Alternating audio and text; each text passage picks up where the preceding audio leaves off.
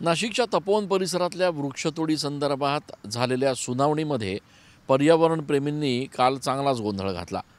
या ठिकाणी महापालिकेच्या आयुक्तांनी खरं तर या संपूर्ण सुनावणीत हजर होणं अपेक्षित असताना महापालिकेच्या आयुक्त या ठिकाणी उपस्थित नसल्याने पर्यावरण प्रेमींनी या ठिकाणी नाराजी व्यक्त केली। साधुग्रामसाठी तपोवनातले वृक्ष तोडू नये अशा पद्धतीची भूमिका पर्यावरण प्रेमींनी या ठिकाणी मांडली। यासोबतच पर्यायी जागा नेमक्या कुठल्या कुठल्या उपलब्ध आहेत, ज्या ठिकाणी हे झाडं आपण लावू शकतो, त्याची एक मोठी यादीच पर्यावरण प्रेमींनी महापालिकेच्या प्रशासनाला दिली।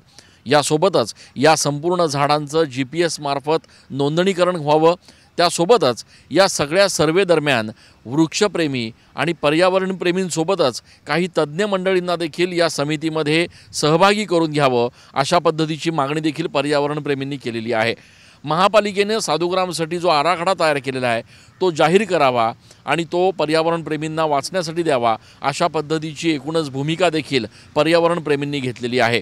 या सगळ्या सुनावणी नंतर आता महापालिका प्रशासनाच्या वतीनं जो तयार केलेला अहवाल आहे तो शासनाकडे पाठवण्याची तयारी केलेली आहे।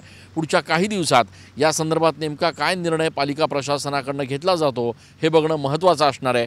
मात्र या सगळ्या वृक्षतोडीच्या विरोधात पर्यावरण प्रेमी मात्र एकवटल्याचं चित्र नाशिकमध्ये सध्या बघायला मिळत आहे। कॅमेरा पर्सन आकाश शेवलेसह मी चंदन पूजाधिकारी TV9 मराठी।